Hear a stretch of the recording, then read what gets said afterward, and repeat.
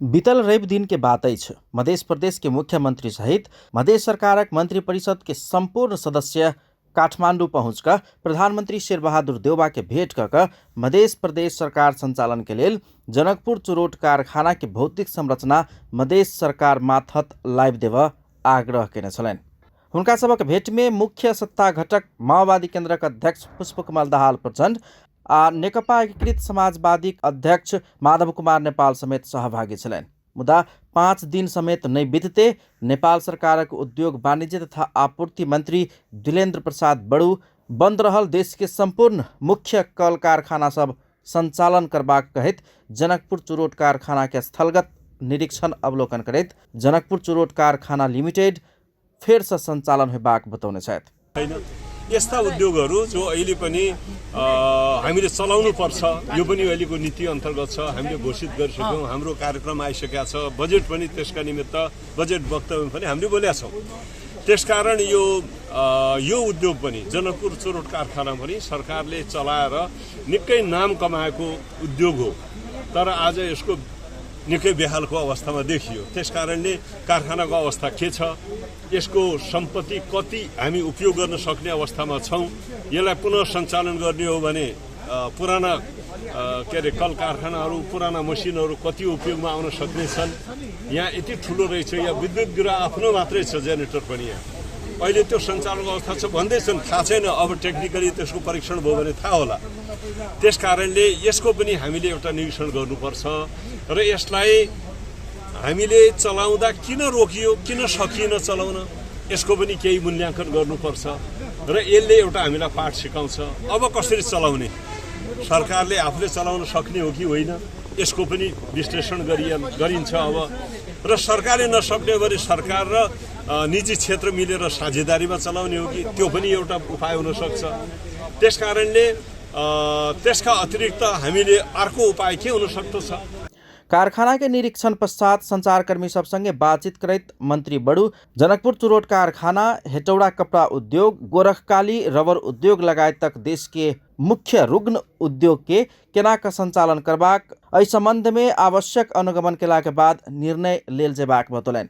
देश के व्यापार घाटा कम कर समेत निजी क्षेत्र के सहयोग में आयात प्रतिस्थापन कर उत्पादन वृद्धि आ रोजगारी सृजना कर उद्योग संचालन कर परबाक विकल्प नहीं रहल हुनक तर्क छलनि। यद्यपि मंत्री बड़ू मध्य सरकार समेत संघीय सरकार के एकटा हिस्सा रहलासँ हुनका सबके माग के विषय में समेत सोचल जेबाक आ केना के संबोधन कयल जा सकैया छलफल होबाक बतौलनि। सरकारको अन्तिम निर्णय त यसबारेमा केही भएको छैन, त्यो त्यति बेला नै थाहा हुने होला। म अहिले ठ्याक्कै यही निर्णय भनेर भन्न सक्दिनँ होइन, तर उहाँहरूले यो मागिरहनु भएको छ। अब उहाँले यो सरकारभित्र आखिर प्रदेश सरकार पनि यो देशको एउटा जिम्मेवार हिस्सा हो, त्यसकारणले उहाँहरूको भनाइ के छ त्यो पनि त सुन्ने हो नि। उहाँहरूले पनि यो हिस्सा हामी आफ्नो प्रशासनिक उद्देश्यका लागि, निवासको उद्देश्यका लागि हामीलाई दियो भने हामी यसमा अर्को अल्टरनेटिभमा कसरी उहाँहरूको सहभागितामा यो चलाउन सकिन्छ र कसरी कुन मोडेलमा, यो पनि कुरा गरौँला नि त। त्यसकारण उहाँहरूले जरुर पनि त्यो डिमान्ड गरिरहनु भएको छ र नेपाल सरकारले निर्णय गरिसकेको अवस्था अहिले होइन र पनि उहाँहरूको डिमान्ड छ। हामीले यसलाई कसरी गर्ने भन्ने कुरा अन्तिम निष्कर्षमा हामी पुग्छौँ। जचुकाली के अनुगमन के बाद बुध दिने जनकपुर धाम में उद्योगी व्यापारी सब संगे के भेंटघाट के क्रम में मंत्री बड़ू कल कारखाना चलाव के लिए सरकार अग्रसर रहल रही तो मध्य सरकार के माग समेत केना के संबोधन किया जाए आ कारखाना के संपत्ति सबके केना के व्यवस्थापन किया जाए एहि विषय में उद्योगी व्यापारी सब संगे राय समेत माग करने छलनि। यहाँहरूको राय हामी जान्न चाहन्छौँ, अझै पनि समय छ, हामी त्यसमा जान्छौँ। तर यसका सन्दर्भमा अहिले मध्य सरकारले एउटा आफ्नो किसिमको धारणा ल्याएको छ। उहाँहरू केही हिस्सा आफ्नो सचिवालय चलाउनका निमित्त, मन्त्रालयहरूको व्यवस्थापनका निमित्त खोजिरहनु भएको पनि छ र मध्य सरकार पनि आखिर यहाँको यो जनकपुर चुरोट कारखानाको उसको नि जिम्मेवारी, पूर्ण जिम्मेवारी हुन्छ। त्यसकारणले उहाँसित पनि हामी बसेर सल्लाह गरिरहेका छौँ। उहाँसित पनि सल्लाह हामी गरौँला। यो समग्र रूपमा यहाँको औद्योगिक क्षेत्र जो अहिले पनि राम्ररी चल्न सकेको छैन र खास गरी जनकपुर चुरोट कारखानालाई अब कसरी चलाउने, यसको सम्पत्ति धेरै रहेछ।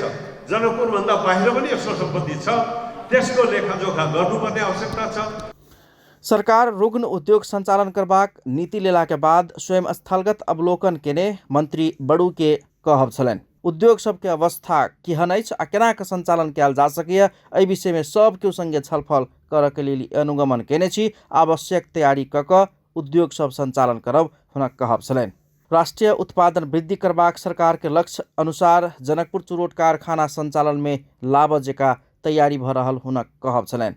ओहि के लेल बजट विनियोजन समेत कयल गेल बतबैत मंत्री बड़ू कहलनि जनकपुर चुरोट कारखाना के कते मशीन सब उपयोग कर सकल जा सकैए, नेपाल सरकार अपने चलाउत कि निजी क्षेत्र संगे मिल कर चलाउत लगायत के विषय में छलफल कऽ आवश्यक निर्णय करब। करीब 7 दशक आगू रसिया सरकार के लगानी में निर्मित आ एखन करीब 12 वर्ष से उत्पादन ठप्प भऽ कऽ धराशायी अवस्था में पहुँचल जनकपुर चुरोट कारखाना लिमिटेड जचुकाली सुचारू कर रसिया सरकारक प्रतिनिधि सब समेत बेर बेर पहल आ अनुगमन केने रहितो एखन जचुकाली मधेश सरकार के प्रशासनिक भवन अर्थात मधेश भवन के रूप में प्रयोग कयल जा रहल अछि।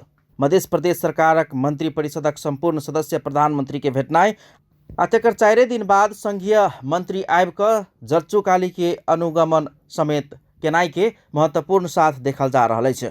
आब देखबाक ई अछि जे जनकपुर चुरोट कारखाना लिमिटेड फेर से संचालन भऽ कऽ हजार रोजगारी पाओत या मधेश सरकार के प्रशासनिक भवन मधेश भवन के रूप में अगाडि बढ़त। अपन टेलीविजनक लेल कैमरा में संजय शाह के साथ में पूरन शाह, जनकपुर धाम।